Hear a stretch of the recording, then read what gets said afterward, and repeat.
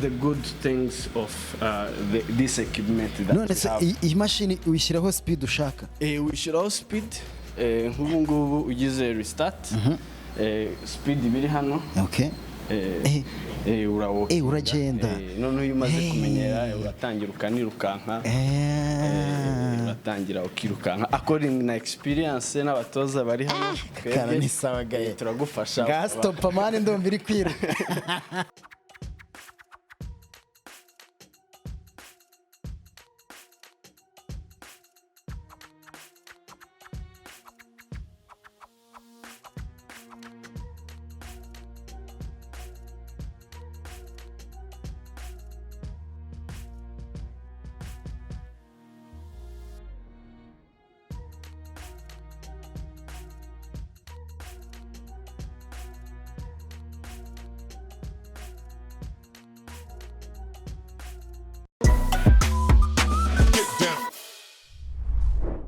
Transit Line TV kaze mu kiganiro cyacu cyihariye uyu munsi reka ngiye muri sport reka ninjire muri sport ndi Platinum Gym ni inside Platinum Gym ndagusuhuje umeze neza yego umeze neza gacamo ese mu gitondo wakoze sport na cyane nice tuje gutemberera hano sinzi niba mwaduhurushya ukanyereka boss aho ari the trainer hari ubundi tuganire na GAEL so rakoze arimo ahangaha all right yo muguyeho ndagufasha all right so bro umeze neza biracamo good to see you too bro kandi congs to you reka mvuge ngo icarire boss icarire ntari reka mvuge ngo congs kandi ukomeze utere imbere cyane namenye kuri gukorera hano as Platinum Gym ndavuga reka ngane na GAEL kuri experience nshyashya kuri achievement nshyashya bimeze bite bihagaze gute man thank you ndishimye kukubona by the way I'm very happy too reba bitaba bareba mu gihe twe tuba dushaka ibindi all right sana so ni gym nshyashya ni gym nshyashya iri mu mujyi wa Kigali kwirebero kandi ni gym duteganya kuba twakwakira abantu bose muri rusange ntagara wirebero gusa ni abantu bose muri rusange bashaka service nziza abatoza beza afite abatoza babizi na service nziza muri rusange kubera ko gym ni ibintu mazemo igihe so nteganya ko waza tugana yabona ubufasha all right so niki cyatumye wumva ko ugomba nawe kugira gym yawe as a GAEL trainer ariko uyu munsi wenda utagikorera abandi uyu munsi nawe ni achievement nziza ugezeho ko wumvisha ko ugomba nawe kugira ahawe ni inzozi ni dream ni ikintu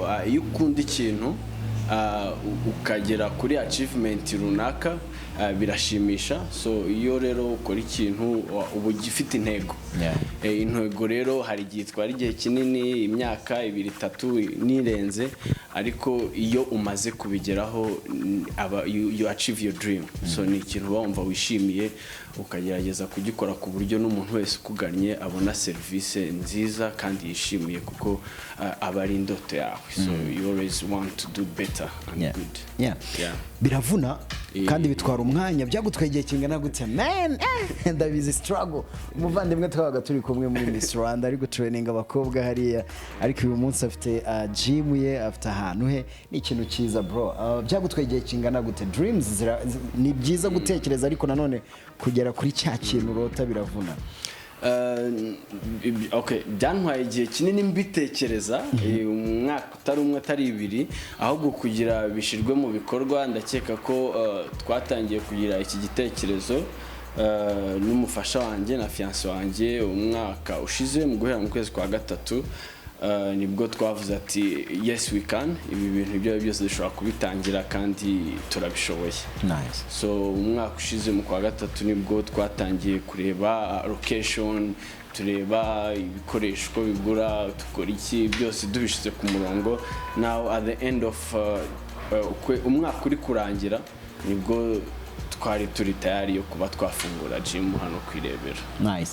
So uyu munsi ni segment yacu twita inside, ubwo ngubwo no kuvuga ngo ni inside platinum gym. Umunyarwanda ukurikiye akeneye kumenya ngo ni ibiki turi buze kubonamo imbere, ni ibiki bigize iyi gym, ikihariye dufite muri iyi gym ni ikihe GAEL?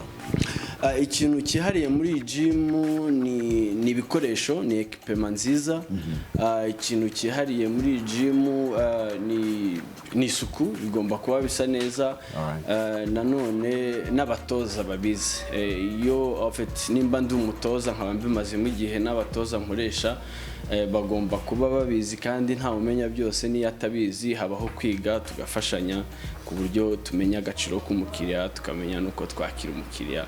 Ni uwo mwihariko, apana wa muntu wenda ufite ubushobozi akaba yafungura gym kubera ko ubwo bushobozi abafite, ariko akaba nta knowledge afite, atazi icyo umukiriya akeneye mu by'ukuri, atazi nimba umutoza ari qualified kuba yakora muri gym yiwe. Umutoza akaza agasaba akazi akaba yamuha akazi, ariko ku mwihariko wa hano nuko umutoza usabye akazi ambwira ko abizi, so I have to check nkabona koko kwiyo ubwo bushobozi bufite kuba namuha access ku mukiriya. At the end umukiriya bari uwanjye, so kuba rero umutoza ubizi, it's achievement. Ni umwihariko navuga uri muri no gym. Uyu munsi uri kumwe n'abatoza bangahe wahaye akazi barimo hano bakora muri platinum? Ndi kumwe n'abatoza batatu, n'undi mutoza wabakuriye wa kane, akaba ari n'umwarimu wigisha muri KIE mu bintu bya siporo, yitwa Darubel. Arabimenyereye kandi afite experience, twakoranye guhera 2012 muri Serena. So tugerageza rero kubatoza no kubigisha abadafite ubumenyi nk'ubwo natwe dufite. Yego. Nice. So twinjire, dutambagire, dutembere, right? So reka twinjire ni inside platinum gym, ndi kumwe n'umuvandimwe wanje Mr. GAEL. Uri umuntu ageze ku kintu. Iyi ni entrance. So ni hano twinjirira. We are in now. Turimo indani manega. All right. Bro. This is the place. Bro, aha nuko mwateguye. So ubundi gym ipanze neza, ugerageza gushira ka device killer, amamashini yo kwiruka cyangwa se amamashini ya cardio, ariyo yibanze cyane mu gukora warm up. Ukigera muri gym ukeneye kwishyushya mbere yuko ujya kuri strength machines. So iyo bipanze neza ugerageza kubishira muri kategori yabyo, nka kuri ya treadmill, andi magare, byose iyo biri hano, then umuntu ava hano yerekeza muri strength machine. None se ndagira ngo nyereke wenda man hano turatangiriraho icyuzo kumbona hano bincanze mwana. Anyway, so ndagira ngo tuze gutembera cyangwa niyo twanyura kuzicanye, kubera ko zidacanye ni na nkeya zose, nabona ari nkaho zicanye zose. Unyereke uburyo ikora n'iki ikora kugira ngo n'umuntu dukurikiye amenye ngo uyu munsi niba wenda iki cyuma nshobora kukibona mu rugo, cyangwa niba ntakibona nkaza hano nagikoresha mu buhe buryo, ko ibi bintu ntabwo ari ibyacu, ni bishyashya mu buzima bwacu. Yego, urakoze yake. Actually ikintu cya mbere nahereyeho, nagerageje gukora akantu nk'uko leta idukangurira guzana abakerarugendo. Nagerageje gukora akantu ka Made in Rwanda, ngerageza gushiraho ibishushanyo bya Rwandan culture. Kera abantu twabonaga bafite ibintu by'amasunzu cyane, bikenyera iki, aho kugira mfate abantu b'abazungu nk'uko njya mbibona mu yandi majimu, njye nagerageje gukora ibintu by'iwacu. Nagerageje gukoresha abantu bafite amasunzu kandi bakora na siporo, tubona ko ari mu Rwanda koko. N'ibintu bijyanye n'amatara, nagerageje gushiraho ibintu bimeze nk'imigongo kuri buri tara. So ari byo byagize design kwiha ishusho yo kumva ko umuntu ayigezemo ari mu Rwanda, na wa munyamahanga abona ko natwe mu by'ukuri dukunze igihugu cyacu n'ibibigize. Amamashini yo sinzi ni menshi atandukanye, ariko twakwibanda wenda nko kuri ya treadmill. Imashini iri known, izwi cyane ku bantu bose muri rusange. So izi mashini ni mashini ziri last version, ziri kuri worldwide ni Technogym, niyo brand. Hari Technogym na Life Fitness, ni brand ziri worldwide, muri brand nyine za good quality. Ariko nk'izi mashini zose zigiye zifite urabona nka hano hariho Netflix ushobora kuba ufite account yawe ukahita wishyiramo kireba filime muri sport, ushobora kureba YouTube, ushobora kureba amakuru, ushobora kureba ikiganiro cya Lucky, ushobora kureba match y'umupira uri hano. Ni ukuvuga kwa kundi umuntu avuga ngo ngo ngomba kujya kureba match ngo reka nkore sport nirukanka. So ibintu byose reba uritse reba urubuga rw'imikino kuri Radio Rwanda, reba bana uretse gato live GAEL warambeshya ibintu wabiteguye imyaka myinshi bro. So ni ukuvuga ngo byose ubikorera hano. Wabibonye? So ushiramo aga ekuteri hano, ushiramo aka ekuteri ukareba match. So ushobora kubara iminota 45 ureba imikino, ureba ofet match nk'abantu dukunda, abantu bakora siporo wese bakunda imipira. Yego sure. So nicyo ngico ushira cyangwa ukareba na Israel mbonye cyangwa bitewe Manchester uri muri gospel katurebe Arsenal. Okay isabyumva Arsenal Arsenal wajiano uyu munsi ni benshi kabisa.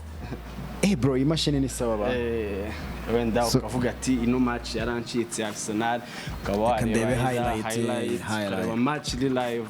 Wow. So that's the good things of this equipment that we have. Iyi mashini uyishyiraho speed ushaka. Uyishyiraho speed nk'ubu ngubu ugize restart speed biri hano. Okay. Uragenda none uyu maze kumenyera uratangira ukanirukanka, uratangira ukirukanka according na experience n'abatoza bari hano. Kana ni sawa GAEL turagufasha. Ga stop man ndumva iri kwiruka. Stop byanditse. All right, nice. So nizi machine zose za cardiovascular zifite screen, amagare uba ufite yo access yo kuba wareba ufite ntabwo ugira irungu. Igare ryo rikora gute? Igare ni bisanzwe, iri gare riba rimeze gutya, na amagare atandukanye, iri burya ritandukanye n'iki. So iri gare ni ry'umuntu ufite ikibazo cy'umugongo, abagomba kwicara umugongo uri protected. Iri ni igare risanzwe. Tukagira na ririya nk'abantu bakora nk'ama competition, nk'umuntu ukora muri Tour du Rwanda ntago wamwicaza hano, urumuhereza iri ngiri riba rifite byose, urazamuka umusozi ofet ugenda ubizamura according to experience yawe n'ibyo ushoboye. Experience yawe yego. So urabona ko n'ahantu rifata rimeze nka rya rindi ry'abanyonzi bana kabisa. Eda akora hano agashiramo ka karenge kiwe akenshi hano dukweto twabo tuba dufite tuno tuntu kano ugacomekamo. Ariko iyo wambaye inkweto zisanzwe nk'izi zacu urakora n'ubundi ukanyonga, ugashiramo umusozi, ugashiramo speed, ibintu nk'ibyo ngibyo. Bro, so bivuze ngo umuntu ushobora kuba akina Tour du Rwanda abona ari kure yaza hano, everything is set. Tureke no kuba ari kure ahubwo yaza just for this, kuko iri gare rigufasha kuzamuka umusozi kandi utavuye aho uri. Aho kuzenguruka Kigali yose ushaka ahantu hari umusozi uraza hano. Kandi exercise burya nkurikije experience mfite, uko ugenda wipushinga niko ugenda umubiri wakira za mbaraga urimo urawuremamo. So nukuvuga ngo level yaba ariho azamuka ashobora kujya kuri ka gasozi akavuga byagenze gute, kubera yuko ari gukoresha imbaraga zirenze za zindi yari asanzwe akoresha. Iri gare rishobora kubimufashamo. Very professional. So igare rindi navuga ni iri ngiri. Iri gare ni sawa kuko abantu benshi baza muri siporo rimwe na rimwe usanga wenda ntagakeneye ibiro iki, ariko akore siporo. Iri gare nk'umuntu w'umubigina cyangwa se umuntu ufite ibiro byinshi bigufasha kutakwangiriza amavi. Bigufasha kutakwangiriza amavi kubera yuko urarisetinga, urumva nk'ubu ngubu meze gutya, urabona ko riregereye hano, ntago forma ari nziza. Uragira ugasubira inyuma bitewe n'uburebure. Bitewe n'ukuntu ureshya tu, kubera ko uba ufite ibiro byinshi bitakwemerera gusimbuka, bitakwemerera kwiruka, kuko ibyo byose ni ibintu bigira ikibazo mu mavi. Niyo mpamvu ushobora kuza ugatangirana n'iri gare, amaguru ugatangira ukayaremamo imbaraga. You do start hano, hariho ahantu ha start, noneho bikakwereka different option ushobora gukora. So nk'iyi option ya mbere hano ikubaza what do you want? Do you want to keep fit? Okay. Do you want to lose weight? Do you want Boost to the boost cardio. your cardio, right? So for example, abantu benshi ni lose weight. Yeah, of course. Yeah. So losing weight, iyo umaze gukora losing weight, it's kujyana ku makarori ushaka kuruzinga, yeah? Hano. None ikakwereka machine zisetinze kuri karori 200. So noneho wowe ushobora kuvuga ati kuva ndi mu beginner reka ntangirane n'ijana. Kaza hano ugatangirana n'ibyo karori 100. Hano ugashiramo imyaka runaka wenda. Hano ugashiramo ibiro byawe ufite wenda 120. Biterwa gatangira. So nukuvuga iyo utangiye gutya itangira kukubarira za karori ushaka kubaninga. Wakumva uri capable yo kuba nyuma kukumvamo akantu kazamura level ni nk'imbaraga kugira umere nk'umuntu uri gukora ikintu. That's the way. Ubu baninza kamwe, ubu baninza imwe kandi bavuga ngo karori 1000 ni ikiro kimwe burya ubutakaje ikiro kimwe. It's always to start by 100 wazageza ku 1000 ukamenya ati ibiro ndabikuyeho kiragiye. Nice, very nice. It's all time. Okay. Yes, izindi nazo ni zose ni cardio za vice killer ariko buri machine burya yose igiye ifite akamaro kayo. Tujye hariya nabonye hari umuvandimwe nawe urambwira ibye ubundi turebe niriya kuntu ikora tu. Yego. Yeah man. Iyi machine yo ni machine iri known. All right. Ni machine izwi my brother. Yeah. Iyi ni machine izwi ahantu henshi bayita leg place. Akaba ni machine y'amaguru. Ni machine y'amaguru ikunze kuba ahantu hose ariko uburyo ikiza cya machine iyo yiriho iyo uyikora smooth yayo nicyo kikwereka ati wow this is a very good machine. Normalement iyi machine ugomba kuyikora ugashiramo ibiro byawe ubundi kubera ko walkinga ku maguru yawe uhagarara ku maguru yawe ugenda ku maguru yawe. So nta mpamvu yo kubona undi yashizemo ibintu ngo nanjye ngo reka mpangane nawe. Wowe ushiramo ibiro byawe ku buryo iyo ubashije gushiramo ibiro 80 ufite ibiro 80 ugakora nk'inshuro 10 uba uri fit. Nice. So uyu ni umwe muri batoza. Uyu nawe ni umutoza. Uyu nawe ni umutoza. Gakoze hano byewe. Uyu nawe ni umutoza. Hari n'undi. Nawe turamugera bro umeze neza. Ego meze neza. Wenda GAEL we ari kunsobanurira kuri wowe iyi machine cyangwa se wenda umuntu uyikoresha ni kimufasha muri sport ni kimufasha wenda rimwe na rimwe turi muri sport tuba dukora sport kugira ngo tugire ubuzima bwiza ariko nibiro tubigabanye kugira ngo tutagira ikibazo mu buzima. Ni ikifasha umuntu muri sport. Iyi machine yitwa leg press bayikoresha cyane bari gukomeza amaguru. Ikindi kandi bashaka kuyikoresha ku bantu bashaka kongera hamstring zabo. So ku muntu rero ukora ama exercise y'amaguru cyane iyi ni imwe mu mashini zibanze akeneye gukoresha. Ubu uyu munsi turi wakira abantu benshi bakeneye imashini cyangwa biterwa n'icyo umuntu ashaka? Biterwa n'icyo umuntu ashaka ariko ku muntu ufite program zitandukanye harimo na program yo kubaka igice cyo hasi iyi mashini arayikenera cyane. Sabro reka tukureke gukomereza sport. Asante sana. Sport n'ubuzima man ndi kwa GAEL Platinum Gym. Okay, nyuma y'iyi mashini tujye kuyihindi. Ibiro se nterura kose? Nta biriho ariko ateruraho. Ni ukuvuga afite ziratandukanye buri mwe ifite iyi ni exercise y'umugongo. Okay. Bayita lower back. Ikora gute? So ni ukuvuga ngo ushira amaguru hano ubundi hariya ukashira ibintu ukabiterura. So ni ukuvuga ngo itagetinga aha ngaha. So ni gutya kubita hano gutya? Yego. Ukaryama hano gutya. Noneho hano ukatereka ikintu ukajya ugiterura uzamuka all the way amaguru arambuye. Amaguru arambuye zamuka urabyumva zamuka. Yes. Urumva ko ari hano kabiri. Yego. Gatatu. GAEL hano tuzagucikira he koko? Siko ntacyo wakwitwaza. Izi nazo iyi ni machine nayo navuga y'amaguru ari iyi. Ikiza cy'izi machine zikwereka igice ugiye gukora. Okay. nk'ingiyi ifite fonctionnement ebyiri. Ifite gukora quad ariyo leg extension. Quad ni igice cy'imbere kimwe twita ngo amatako. Noneho tukagira n'iki gice cy'inyuma aricyo bita hamstring. So ni ukuvuga ngo bitewe n'uko ushaka kuyikoresha ushobora either gukora kino cyangwa se ugakora imbere. Ikora iterera ukuntu navuga ikora wowe biterwa n'uko naho ushaka cyangwa reka tuvuge wenda tugiye gukora ahangaha urugero ni ukuvuga ni gutya.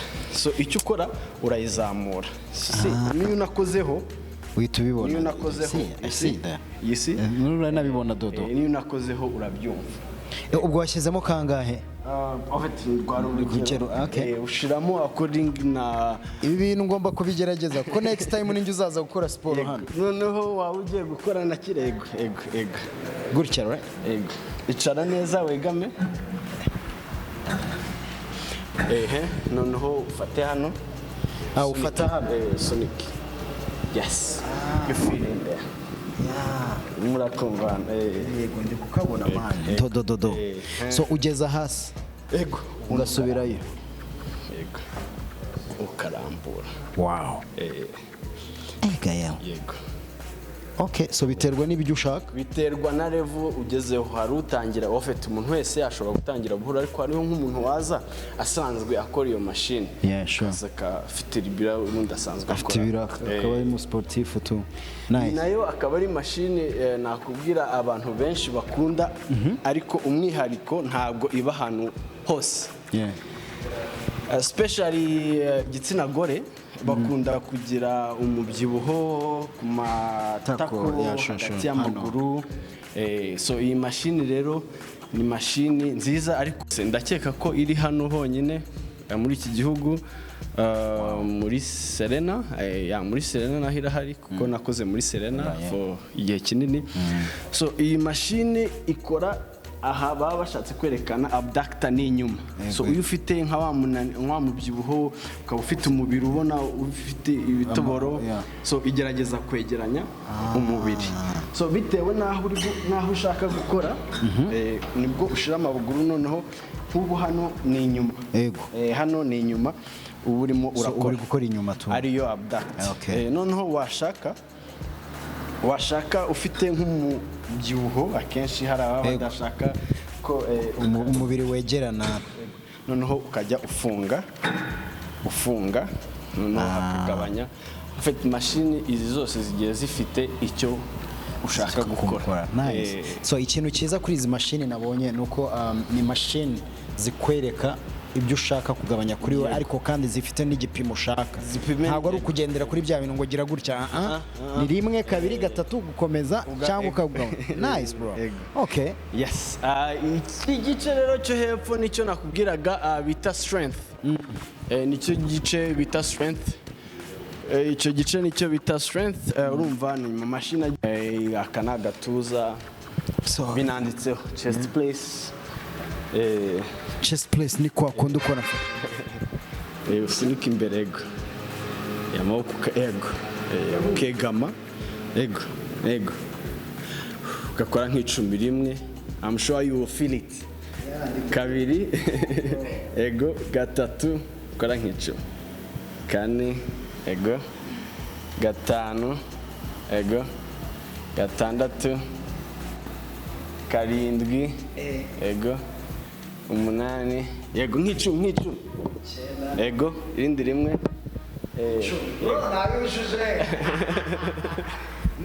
yego. So urumva nk'iyo ni hano bro n'agatuza. Agatuza niko nyeneye niko konyine burya aha zigiye zifite maso itukura aba ari fast maso. So ifitemo agapinki akantuza ka pinki ni second maso. Nukuvuga hari igihe ukora exercise ntaba ari cyo kintu cyonyine uri gukora. Ikaba ifite indi nyama ishingiyeho. Yego. Niyo mpamvu iri nyayo aba ari red, iyo ushingikiyeho urumva hariho inyuma akaboko, harimo agashoda hano ise mbibona. Nice. Abantu dukeneye bituza ko manega hano tugomba kwigaragaza. Yego. Okay. Nice one. So nuko zose zimeze, iyo ni agatuza, iyi nayo ni ya shoda, urumva handi hari umutuku ni ibitugu, akandi waba uri gukora ni triceps. Okay. Iyi nayo ni umugongo.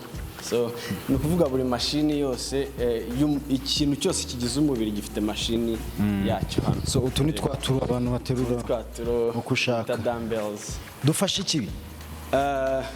Dufasha gukora ni byose. Dumbbells zikora ibintu byose. Okay. Ahubwo wowe biterwa n'icyo ushaka gukora uwo munsi cyangwa se ako kanya. Okay. Nice. Ego. Bro. Ego. Hari ikintu umuntu yita mashini nziza. Okay. Ahangaha ndabona umusore nawe imereye nawe. Muvandimwe hano arimo nawe ndamujyaho mu kanya. Uyu nawe ni wa muceri nawe. Nawe ni umutoza. Fresh bro. Meze neza. Sawa. Okay, abantu sobanurire nawe ambwira ikintu cye. Okay? Ni mashini ikora. Mashini nta nubwo mvuga byinshi kuko irabikwereka hano. Yitwa dual adjustable pullet, ya? Okay. So ikwereka ibintu byose ushobora gukora. So hano ni power mode, ni kano kantu koko either urashaka ko umugozi wihuta cyangwa urashaka ko umugozi ugiramo akabaraga gatoya. So ibyo byose ni ibintu mashini igenda ikwereka. So hano ishobora kukwereka ngo iki ni igice cyo hejuru, hano urimo urakora igice cyo hejuru, hano urimo urakora igice cyo hasi, reba byanditseho. Hano handitse lower body. Noneho ukagira n'ikindi cya upper body. So according to what you want to do, ushobora no kuza ukareba hano umutoza abaye atari hafi yawe ukavuga ati okay, ndashaka gukora lower body, ni ukuvuga harimo amaguru. Ibikoresho ngibi byose, so byose biba birimo bitewe n'icyo ushaka. Bitewe n'icyo ushaka. Alright. Akaba ari cyo ukora. Nice. So bro, anyegera hano nawe na trainer nawe tumuvugisha hano. Ni wagarara hariya ntaribi. Ndagira ngo ubaze amazina yawe. Amazina yanjye ni Twishimiye Lick.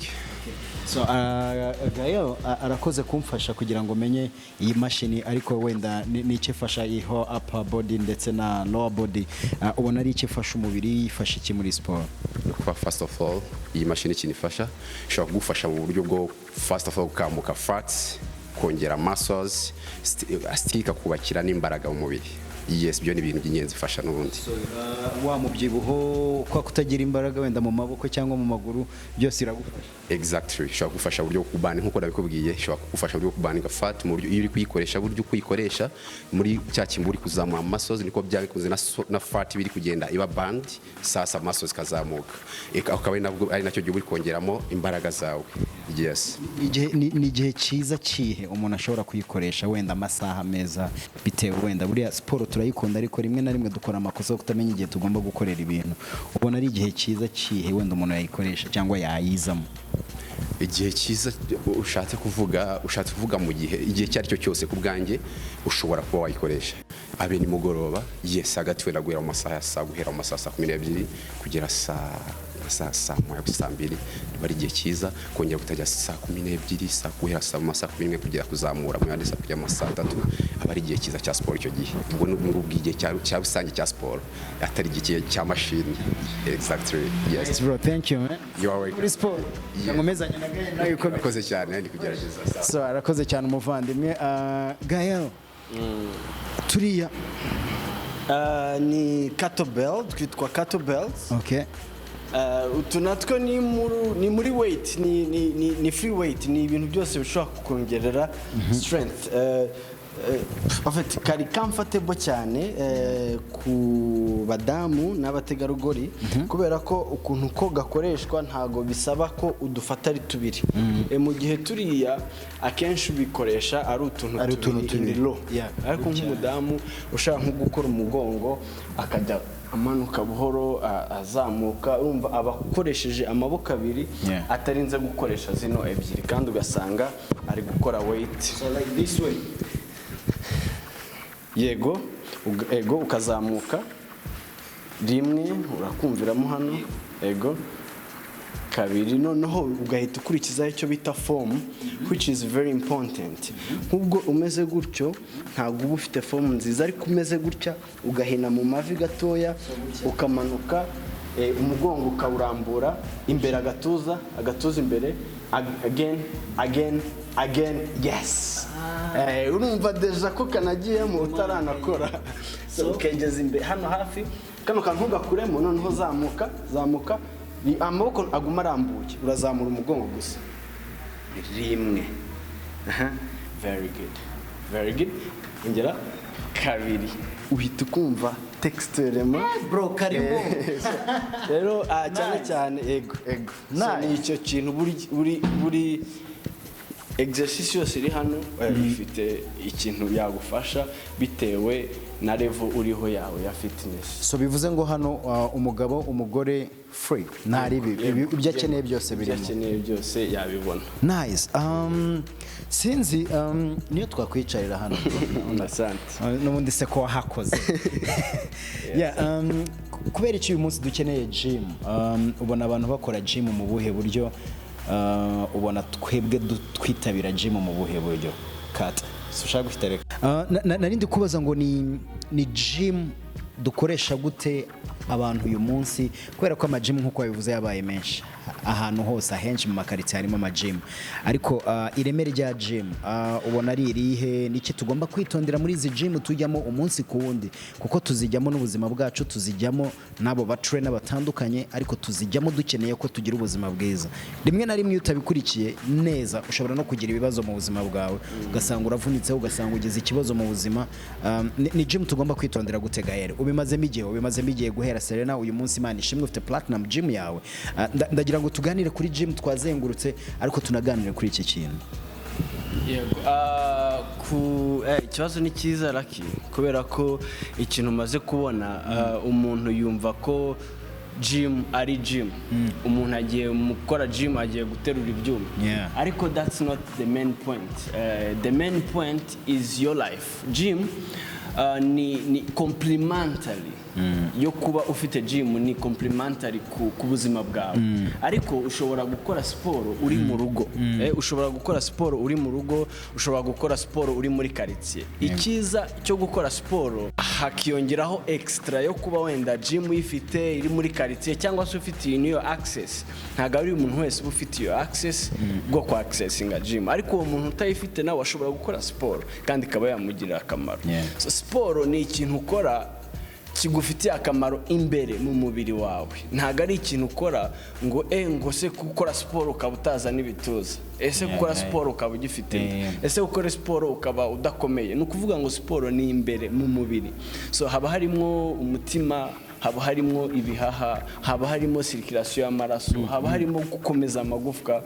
Ubundi bari abantu b'abazungu nibo babidutanze kera, ukabona umusaza w'imyaka 70-80 arakomeye, ukabona afite imbaraga, tukati tuvuga ngo barya neza, kuko we yakunze umubiri we arirukanka, yagira n'iyo access yo kuri gym, akaba yakora exercises zikomeza ya magufwa ye.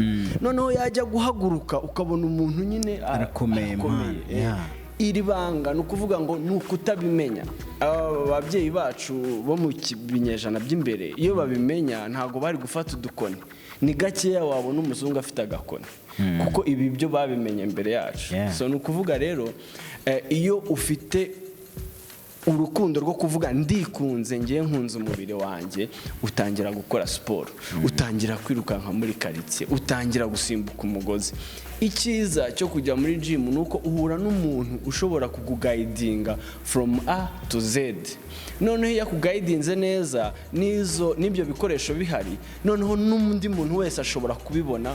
Nawe ubwawe ari ukuryama uraryama ukumva uraruhutse, ari umwanya wataga ubusa ujya mu tubari, cyangwa se ushaka wabuze ahantu ujya, wa mwanya wose uhita ubyaza umusaruro wo kwikunda, wo kumenya ko ugomba gukora umubiri wawe. Ni byiza kuko ubundi nkanye ndakuvuga ngo ngo sweat icyoke icyuya ni fat crying n'umubyibuho uri kurira ni kuvuga ngo ni nkuko ubafata umwenda ukawushira mu mazi wawukuramo ukawukamura so iyo rero ibyo bintu byose bifite fat ayo chips ibyo burger so ukagira iyo mwanya wo kujya muri siporo ukabona utangiye kubira ibyuya so ni bya bintu buri kugenda ukamura ariko nubigumana mu mubiri wawe nta you will not live longer bizarema icyo kirwara ubone ngo isukari yabaye nyinshi ngo umubyibuho wabaye mwinshi ngo yarwaye umutima ngo kubera yuko wenda n'ibintu byinshi so rero icyiza cya siporo nuko ibyo byose iyo action yose ubugira umwanya wo kwirizinga ntabwo umuntu azakubwira ngo nukora siporo ngo ngo nzahita njya kuri diet ngo sinzongera kurya ibintu ukunda nukubeshya ntabwo ngo nzongera ngo kujya gusangira n'inshuti zanjye mu kabari bazambuza kurya nukubeshya ahubwo bikore noneho ugire n'umwanya wo kwikunda noneho ibyo bintu naho unabigabanye mu mubiri wawe ube fit niyo mpamvu wa muntu wirukanka igihe kinini nta fata bafite kubera ko umwanya munini ntago ari competition gusa arakora na training wa muntu unyonga igare tuzi uzamureba uzabona ari fit uzabona kamutse so ntago akora ku munsi wa competition ntago ari bwabajya kunyonga igare n'ubuzima so rero nawe iriya form cyangwa se uriya mubiri ubona kuri uriya muntu ukavuga ati uriya muntu arakomeye uriya muntu arakamutse that's what will help you in the gyms ahantu hose niko kamaro nagira umuntu wenda wumva ko ari ibihuha ari ibintu biraho ni ukwikunda gym ziri kuza uyu munsi tugendeye kuri experience gutembera wakoze research kugira ngo ugurize imashini kugira ngo uzane ibi bintu biri kuri standard nuko hari henshi watembereye ukajya ubona ama gym z'uyu munsi ni gym ziri kuri standard nyinshi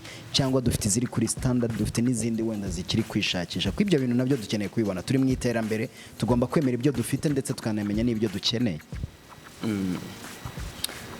ikibazo ntabwo nari nyubishe neza gym dufite uyu munsi ni kuri standard urazibona ziri kuri standard cyangwa ziravanze hari ziri kuri standard hari zitari kuri standard dukeneye iki kugira ngo wenda tumenye ngo uyu munsi dukeneye gym zimeze gutya ariko nejo bundi wenda tugomba gutera imbere muri ubu buryo bro I get you ikintu navuga gym ziri mu mujyi wa Kigali ziri kuri standard ikibazo ikintu navuga nuko gym ishobora kukubwira ngo iki ngiki ugiye kugikora gikorwa gutyo iyo mashini iri capable yo kuba yabigufashamo ahubwo ikibazo ntabwo twese ariko dufite ubushobozi bwo kubona ikintu kiri karite hari umutaliyani hari umushinwa hari umunyamerika bose rero bakora ibintu byitwa ko ari bimwe ariko ntabwo biba bifite ireme rimwe umushoramari rero ahava wese akagera abashaka kugira ikintu gifite ireme n'icyo kintu wenda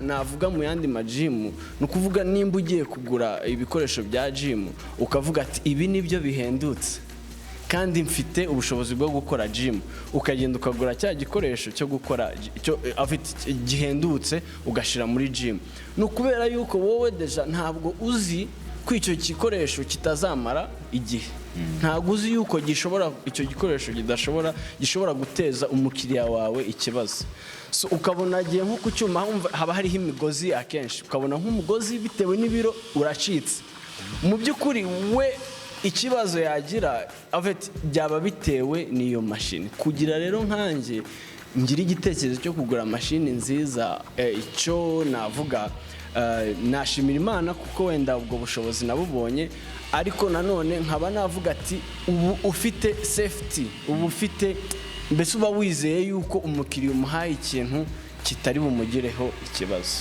ni icyo kintu naho ubundi byose ni bimwe bitandukanira mu rwego rwa karite ntukumbuye kubona ya monde twabagamo njyewe nawe muri Miss Rwanda my brother uza ukakira abantu badakora siporo abakobwa ukabigisha uburyo bakora siporo ariko rimwe na rimwe mu buzima busanzwe noneho nyuma ya competition ya Miss Rwanda ugasanga batangiye gukunda siporo ntabwo ukumbuye guhura na bariya bantu ukabereka impamvu ndetse n'inyungu yo gukora siporo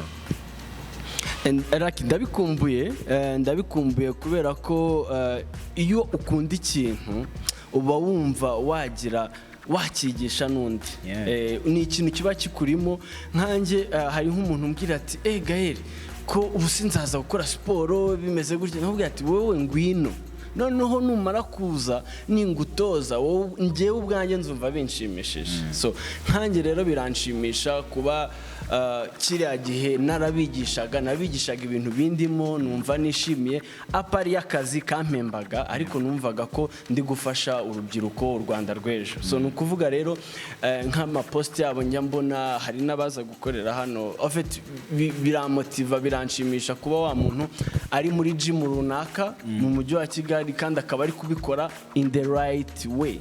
So icyo kintu rero mba numva ko ntago cyapfuye ubusa, cyazamuye umutegarugori, cyazamuye umunyarwanda uwo ari we wese ashobora kubyigisha umwana we, kuko ntago nkwigisha gukora siporo ahubwo nkwigisha akamaro igufitiye. So ababishinzwe babitekerezo twongere tubone Miss Rwanda wa hari byinshi twungukiragamo. Yeah man, thanks my man. Niki wifuza uyu munsi dufite navuga ngo ni Platinum Gym kurebero, kugira ngo umuntu ahumve ahakorera Sawa City hano kurebero abantu barahabona. Niki wifuza ku bantu batuye muri aka gace, niki wifuza ku banyarwanda muri rusange bakunda siporo? Reka mpere ku bantu batuye muri aka gace. Iyo ugiye gukora ikintu ubanza ukareba location, ukabanza ukareba milieu. Iyi milieu nta hantu yari ifite ikorera siporo, kandi ari ahantu hanini.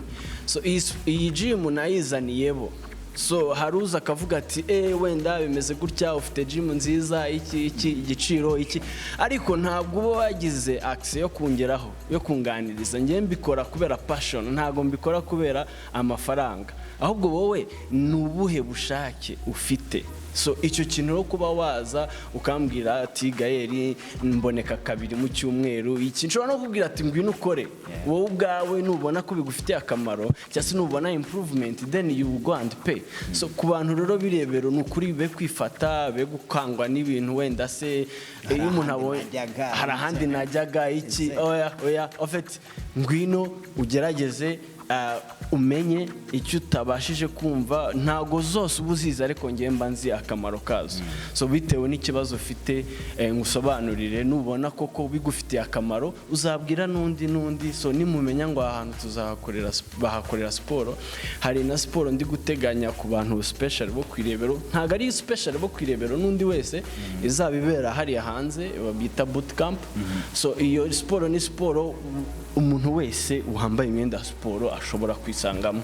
So wihitiraga abantu njya mbona bakora siporo, ushobora kuza ukabona muziki, ukabona abatoza bane baragutegereje. So ntabwo rero wakomeza kuzamuka umusozi wazamutse n'undi wo hepfo, ahubwo waza ugakora wenda abdomino, ugakora stretching bikakunezeza, dufite amashawa ukajya muri douche koga. That's my feeling. Ni feeling yanjye nukumva kuko deja wumvishe ko siporo ngenzi akamaro byamariye, inzu kuntu umubiri ushobora kuba transformed mu gihe runaka iyo ubihaye umwanya. Yego. Nice bro, reka ngushimire wakoze kumpa umwanya wawe, kandi ndakwifuriza ko gukomeza gutera imbere. Ni navuga ngo abantu bose badukurikiye Platinum Gym ni yacu twese, umuvandimwe twahuriye mu mihanda muri struggle zacu, ariko Imana ishimwe ku uyu munsi ari gutera imbere, afite ahantu he. Ni njyewe nawe ni twebwe muri rusange kugira ngo tumushyigikire tuze muri Platinum Gym. Nicyo wabwira umunyarwanda kuri siporo, nicyo wanamubwira kuri GAEL, n'icyifuzo cyawe ku muntu wese udukurikiye? Icyo nabwira umunyarwanda kuri siporo ni ukuri kunda ubuzima bwawe. Uraba busy ukorera amafaranga, ariko noneho ntiwibuke ko iyo mashini, iyo moteri ikurimo ikeneye kumenwa amavuta. Nicyo kintu nabwira umunyarwanda uwo wese. En fait kora vidange, nimba ari vidange, en fait kora entretien y'umubiri wawe, nta handi ni muri gym, cyangwa se wowe ukabiha umwanya ukajya mu muhanda ukirukanka, nubona umutima wawe utangiye gutera ukabona ibyuya biraza, nukuri uzaba uri mu murongo mwiza wo gukora siporo. Nicyo nabigeneye. Icyo navuga ni iyi gym ni yanyu, waba uri hehe hace wambaye imyenda ya siporo, nimba mpari uzamvugisha kandi nanjye nzagufasha kandi bizakugira akamaro. Take 5.